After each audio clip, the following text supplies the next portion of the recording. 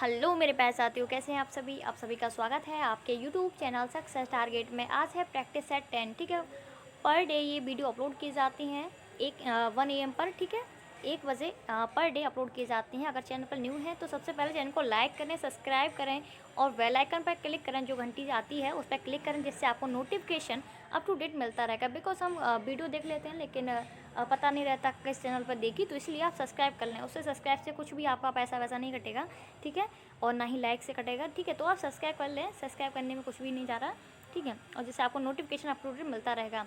ठीक है, रिकॉर्ड वही इंसान तोड़ता है, वही इंसान रिकॉर्ड तोड़ता है जिनकी नसों में खून नहीं जुनून दौड़ता है। रिकॉर्ड वही इंसान तोड़ता है जिनकी नसों में खून नहीं जुनून तोड़ता है। यूं ही नहीं मिलती मंजिलें, यूं ही नहीं मिलती मंजिलें, एक जुनून सा दिल में जगाना पड़ता है।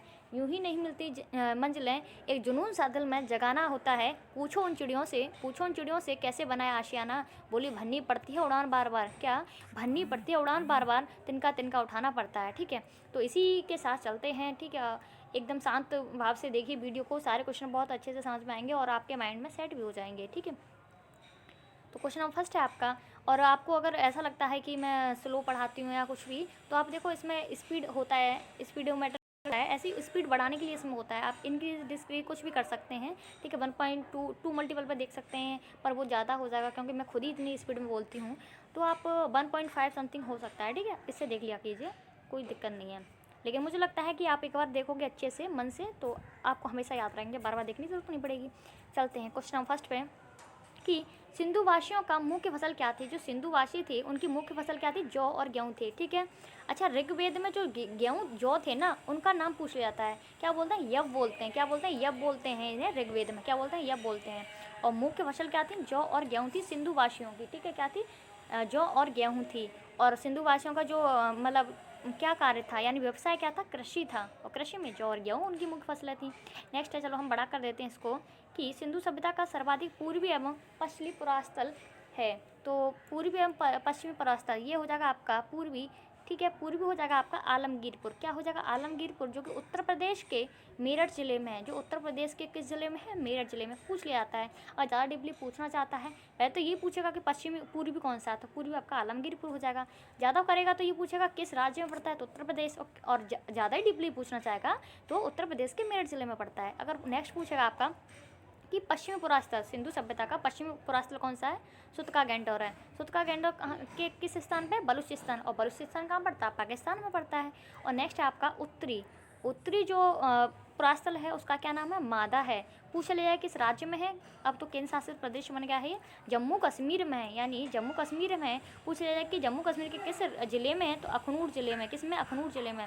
नेक्स्ट है आपका दक्षिणी पुरास्थल। तो दक्षिणी पुरास्थल क्या हो जाएगा, दायमाबाद हो जाएगा। ठीक है, जो कि महाराष्ट्र के अहमदनगर जिले में पड़ता है। किसके, महाराष्ट्र के अहमदनगर जिले में पड़ता है। वेरी इंपॉर्टेंट प्रश्न है। नेक्स्ट आपका, बुद्ध का जन्म कहाँ हुआ था। तो बुद्ध का जन्म जो हुआ था वो नेपाल के लुम्बिनी में हुआ था। कब हुआ था, 563 में हुआ था। क्या हुआ था, 563 में हुआ था। यही पूछ लिया जाए कि बुद्ध की मृत्यु कब हुई थी, तो 483 में हुई थी। और कहाँ हुई थी, उत्तर प्रदेश के कुशीनगर में हुई थी। ठीक है, नेक्स्ट है आपका, सबसे प्राचीन स्मृति कौन सी है। तो सबसे जो प्राचीन स्मृति है वो मनु स्मृति है। ठीक है, अच्छा, स्मृतियाँ कितनी हैं ये मेरे को आप कमेंट बॉक्स में बताएंगे। ठीक है, और सबसे प्राचीन जो है वो मनु स्मृति है। नेक्स्ट आपका, गोत्र शब्द किस वेद से मिलता है। गोत्र समझते हैं ना, जब शादी विवाह के लिए जब गोत्र मिलाते हैं कि इतने इतने मिल रहे हैं, ये सब होता है जो, वो अर्थव्यवस्था अथर्ववेद में, किस में, अथर्ववेद में है। और अथर्ववेद को आपका जादू टोना का वेद भी कहा जाता है। ठीक है, जादू टोना का वेद भी कहा जाता है। नेक्स्ट चलते हैं हम, कि मानव बलि प्रथा का दमन तथा स्त्री शिशु हत्या पर रोक किसने लगाई थी। तो लॉर्ड हार्डिंग ने, यही हमारे गवर्नर थे तब। कौन थे, लॉर्ड हार्डिंग ने, यही वायसराय थे। मानव बलि तथा प्रथा का दमन, स्त्री शिशु हत्या पर रोक। ठीक है, यानी जैसे ही जो लड़कियां जन्म लेती थी तो उनको मार दिया जाता था। ठीक है, तो शिशु हत्या पर रोक लगा दी गई थी। किसने लगाई थी, लॉर्ड हार्डिंग ने। वहीं पूछ लिया है कि सती प्रथा, बाल विवाह, इन सब पर रोक किसने लगाई थी, किस वायसराय ने, तो विलियम बेंटिंग ने लगाई थी। कौन, विलियम बेंटिंग ने लगाई थी। ठीक है, याद रखिएगा। नेक्स्ट है आपका 1835 में। नेक्स्ट है आपका कि एस्किमो के बर्फ़ का मकान क्या कहलाता है? जो एस्किमो के बर्फ़ का मकान, ये जो होते हैं 2 मकान बनाते हैं, एक तो गर्मियों के लिए बनाते हैं, गर्मियों के लिए बनाते हैं, और ये आपके ठंड के लिए बनाते हैं, ठीक है। और ठंडियों के लिए जो बनाते हैं उसे बोलते हैं एस्किमो के बर्फ़ का मकान को बोलते हैं इग्लू। क्या बोलते हैं? जो ठंडियों के लिए बनाते हैं मकान उसको बोलते हैं इग्लू, ठीक है। नेक्स्ट है नीलगिरी पर्वत उदाहरण है। नीलगिरी जो पर्वत है वो उदाहरण है भ्रंशोत पर्वत का। किसका? भ्रंशोत पर्वत का है। और इससे पूछ लिया जाए कि नीलगिरी की सबसे ऊंची चोटी कौन सी है? दोदा बेटा है। कौन सा? दोदा बेटा है जो कि नीलगिरी पर्वत की सबसे ऊंची चोटी है, ठीक है, दोदा बेटा, ठीक है। नेक्स्ट आपका अरावली पर्वत उदाहरण है। जो अरावली पर्वत है वो किसका उदाहरण है? अवशिष्ट पर्वत का उदाहरण है। किसका? अवशिष्ट पर्वत का उदाहरण है अरावली पर्वत, ठीक है। कल मैंने आपको बताए थे वो चट्टान वगैरह बताई थी, ठीक है। ये चूना पत्थर, बलुआ पत्थर, ये किस चट्टान से हैं? तो अवसादी चट्टान अलग होती हैं, अवशिष्ट पर्वत अलग होते हैं। अरावली पर्वत, अवशिष्ट पर्वत। वहीं चूना पत्थर, बलुआ पत्थर ये पूछ लिया जाए तो वो अवसादी चट्टानों का उदाहरण है, ठीक है। Next gulf stream for Labrador कैसी जलधारा है? कि गल्फ स्ट्रीम फॉर लेब्राडोर कैसी जलधारा है? गर्म और ठंडी, ठीक है, और जो कि अटलांटिक महासागर में प्रवाहित रहती हैं, ठीक है, वहाँ से निकलती हैं गर्म और ठंडी जलधारा है। गल्फ कैसी? गर्म है, और स्ट्रीम कैसी? ठंडी है।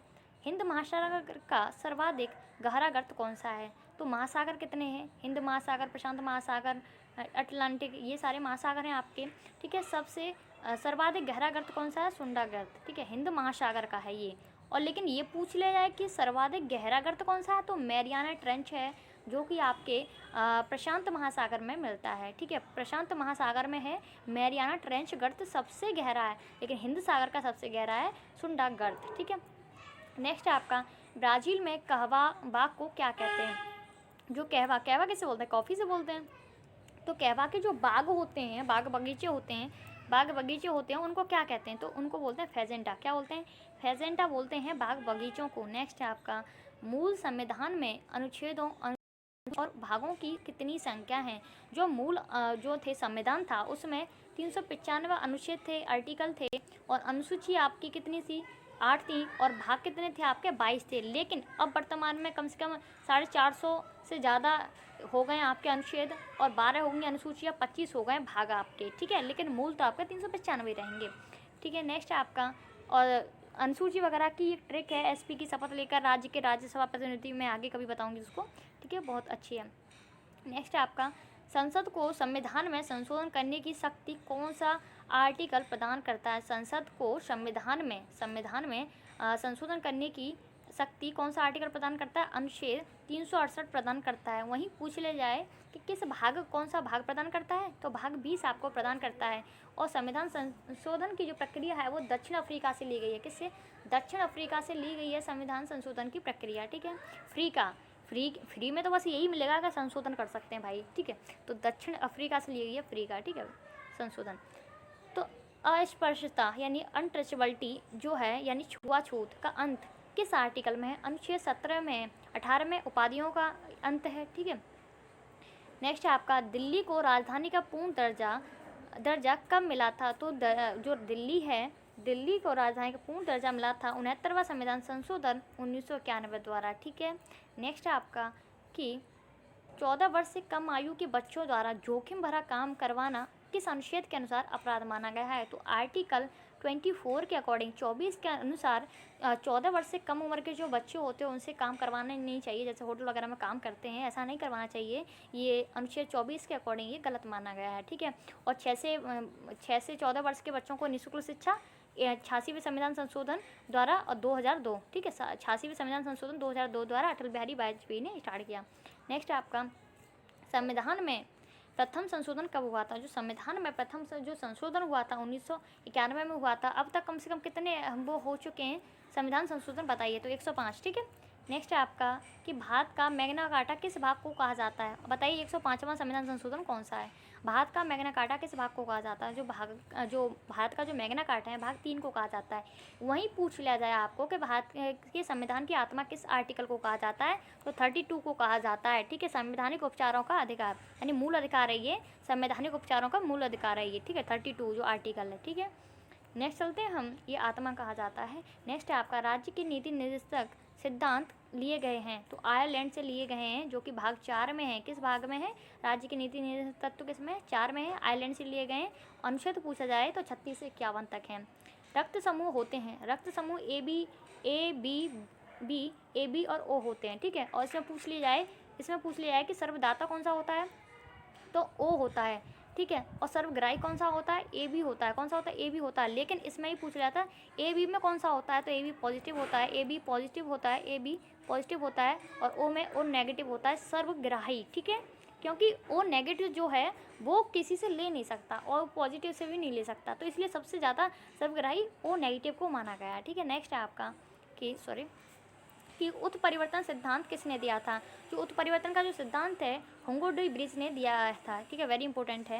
हिपेरिन नामक प्रोटीन का उत्पादन कहाँ होता है? जो हिपेरिन जो प्रोटीन होती है नामक प्रोटीन का उत्पादन होता है यकृत में। पूछ लिया जाता है रक्त के थक्का न जमने के लिए कौन सी विटामिन जो प्रोटीन उत्तरदायी है, तो हिपेरिन है। हिपेरिन ब्लड को अंदर जमने नहीं देती है। एक बात सोचिए, अगर ब्लड हमारे अंदर जम जाएगा, ठीक है, क्लोटिंग होने लग जाएगी, तो सोचिए हमें बहुत बेकार बीमारी हो सकती है। तो इसीलिए जो ब्लड है, अगर कहीं कोई दिक्कत हो जाए तो ब्लड जमने नहीं देता है, ठीक है। तो ये कौन सी होती है प्रोटीन? हिपेरिन होती है। और जमने देती है वो कौन सी प्रोटीन होती है? फाइब्रिनोजेन होती है, जो कि आपने देखा होगा कि हमारा कट बढ़ जाता है तो वहीं के वहीं ब्लड रुक जाता है 1 से 2 मिनट बाद, ठीक है। तो वो फाइब्रिनोजेन की वजह से रुकता है। और अगर विटामिन पूछ लिया जाए तो विटामिन के की वजह से रुकता है, ठीक है। क्लोटिंग विटामिन के की वजह से होती है। रुधिर का तरल भाग होता है प्लाज्मा होता है रुधिर का तरल भाग, ठीक है। आपने देखा होगा डॉक्टर आता है कभी, आपने जैसे घरेलू डॉक्टर होते हैं, ठीक है, बाहर तो नहीं, घरेलू एक किट होती है उनके पास, उसमें कुछ वो डालते हैं, जो ड्रॉप्स ही डालते हैं, उसका नाम मैं भूल रही हूँ थोड़ा, उसको डालते हैं तो उसमें रुधिर और प्लाज्मा अलग अलग होने लगता है, आरबीसी वगैरह, ठीक है। तो उसी से वो पता चल लगता है कि तुम्हें डेंगू है, क्या है, ये है मलेरिया, कुछ भी, ठीक है। ऐसे पता करते हैं उस किट में डाल के। उसकी दवा का नाम मैं बताऊंगी, मेरे को रिकॉल नहीं हो रहा है। नेक्स्ट है आपका प्रकाश संश्लेषण की क्रिया सबसे अधिक किस में होती है? तो लाल रंग के प्रकाश में होती है। अच्छा, लाल रंग के प्रकाश में क्यों होती है प्रकाश संश्लेषण? हरी में क्यों नहीं? इसीलिए नहीं होती है हरी पत्तियों में, बिकॉज क्योंकि जो हरी पत्तियों में तुम्हें पता है अगर सेम कलर होगा तो सेम कलर को क्या होगा? एब्जॉर्ब कर लेगा, तो इसलिए उसमें प्रकाश संश्लेषण नहीं होगा। अब सोचो, अगर ग्रीन पत्तियां हैं, ग्रीन में ही है, ग्रीन जा रहा है, वो लाइट जा रही हैं, तो कैसे कर सकता है? तो उसे वो एब्जॉर्ब कर लेता है। लेकिन लाल को अगर जब ग्रीन पत्तियों पर जब लाल रंग की प्रकाश की तरंग पड़ेंगी तो उसको रिफ्लेक्ट कर देगा और वो हमारी आंखों में पड़ेगा, इसलिए लाल रंग का जो संश्लेषण हो वो अधिक होता है, लेकिन ग्रीन का नहीं, क्योंकि ग्रीन को वो एब्जॉर्ब कर लेता है, यानी अपने पास रख लेता है, तो इसीलिए नहीं होता। पत्तियों का रंग पीला होता है। जो पत्तियों का जो रंग होता है कैरोटीन के निर्माण के कारण होता है पीला। आपने देखा होगा गाय का दूध पीला क्यों होता है? कैरोटीन की वजह से होता है। और पत्तियों का रंग हरा क्यों होता है? क्लोरोप्लास्ट यानी हरित लवक की वजह से हरा होता है, और कैरोटीन की वजह से पीला हो जाता है, पत्ते पीले हो जाते हैं। भारत में बेरोजगारी संबंधित आंकड़े तैयार किए जाते हैं किसके द्वारा? राष्ट्रीय प्रतिदर्श सर्वेक्षण संगठन द्वारा, यानी NSSO द्वारा तैयार किए जाते हैं, यानी नेशनल सैंपल सर्वे ऑर्गेनाइजेशन, जिसका नाम बदल के अब नेशनल सैंपल सर्वे ऑफिस कर दिया गया है, ठीक है। ऑर्गेनाइजेशन का क्या कर दिया गया है? ऑफिस कर दिया गया है। ये जो है यह भारत का सामाजिक आर्थिक सर्वेक्षण करने वाला सबसे बड़ा संगठन माना गया है। इसकी स्थापना 1950 में की गई थी। नेक्स्ट है आपका कि योजना आयोग का गठन कब किया गया था? योजना आयोग का जो गठन है 15 मार्च 1950 को हुआ था और जवाहरलाल नेहरू जी ने किया था। 1946 में गठित नियोगी समिति की सिफारिश पर। पूछा जाता है कि जो योजना आयोग का जो गठन है किस सिफारिश पर किया गया था? तो नियोगी समिति की सिफारिश पर किया गया था 1946 में, नियोगी समिति की सिफारिश पर, ठीक है। और योजना आयोग की स्थापना 15 मार्च 1950 में हुई थी। इसकी जगह अब आ गया नीति आयोग, ठीक है। नीति आयोग की स्थापना हुई थी 1 जनवरी 1915 में। नेक्स्ट चलते हैं हम, पूंजीवादी तथा समाजवादी अर्थव्यवस्था अपनाने वाला पहला देश कौन सा है? तो अमेरिका के साथ रूस है, ठीक है। पूंजीवादी तथा समाजवादी अर्थव्यवस्था अपनाने वाला देश कौन सा है? अमेरिका और रूस है, ठीक है। अगर पूछ लिया है कि हम मिश्रित अर्थव्यवस्था को अपनाने वाला पहला देश कौन सा है, तो वो हो जाएगा फ्रांस आपका। कौन सा हो जाएगा? फ्रांस हो जाएगा आपका, फ्रांस हो जाएगा, ठीक है। नेक्स्ट चलते हैं हम कि मेमोरी कितने प्रकार का होता है? जो मेमोरी होता है 2 टाइप का होता है, एक प्राइमरी होती है, एक सेकेंडरी होती है। नेक्स्ट है कीबोर्ड का दूसरा नाम क्या होता है? कुंजी का पटल होता है, कि कीबोर्ड का दूसरा नाम क्या होता है? कुंजी का पटेल होता है, ठीक है। 101 इसमें वो होती हैं, कीज़ होती हैं यानी, ठीक है। और इसमें फंक्शन की 12 होती हैं आपके, कितनी होती है फंक्शन की, F1 F2 ऐसे करके 12 होती है फंक्शन की, ठीक है। 101 बटन होते हैं इसमें। नेक्स्ट है आपका राज्यसभा के उपसभापति कौन है, तो राज्यसभा के उपसभापति हैं हरिवंश नारायण सिंह। कौन है, हरिवंश नारायण सिंह है। वहीं पूछ लिया जाए कि राज्यसभा के सभापति कौन होते हैं, राज्यसभा का सभापति उपराष्ट्रपति को माना जाता है, ठीक है। और जो उपराष्ट्रपति को जो वेतन मिलता है वो किस पद पर मिलता है उसे, ये मेरे को बताइए, सभापति के पद पर या उपराष्ट्रपति के पद पर या किस पद पर, ठीक है। तो राज्यसभा के जो सभापति हैं श्री एम वेंकैया नायडू हैं, और राज्यसभा के महासचिव PPK रामाचार्युलू हैं। राज्यसभा के विपक्ष के नेता मल्लिकार्जुन खड़गे हैं। कौन है, मल्लिकार्जुन खड़गे हैं। और राज्यसभा के सत्ता पक्ष के नेता पीयूष गोयल हैं। नेक्स्ट चलते हैं हम आगे। NCC के महानिदेशक कौन है, ठीक है, national cadet corps. National cadet corps के महानिदेशक हैं गुरवीर पाल सिंह। कौन है, गुरवीर पाल सिंह। नेक्स्ट चलते हैं। और NCC की जो स्थापना हुई थी वो कब हुई थी, 1948 में हुई थी। कब हुई थी, 1948 में हुई थी NCC की। नाबार्ड के अध्यक्ष कौन है, तो नाबार्ड के अध्यक्ष हैं गोविंद राजुलू चिंतालू। कौन है, गोविंद राजुलू चिंतालू हैं, ठीक है। इसकी स्थापना हुई थी 1982 में। कब हुई थी, सॉरी 1982 में हुई थी इसकी स्थापना, ठीक है। 1982 में गोविंद राजुलू चिंतालू, ठीक है। ठीक है, तो ऐसे ही काफ़ी अच्छे क्वेश्चंस हैं, ठीक है। वीडियो को पूरा देखें, स्किप ना करें, और ज़्यादा से ज़्यादा मात्रा में शेयर करें और सब्सक्राइब ज़रूर करें, ठीक है, वीडियो को, ठीक है। तो मिलते हैं ऐसे ही नेक्स्ट वीडियो में। Thank you, wish all the best. मिलते रहेंगे ऐसे ही वीडियो के साथ।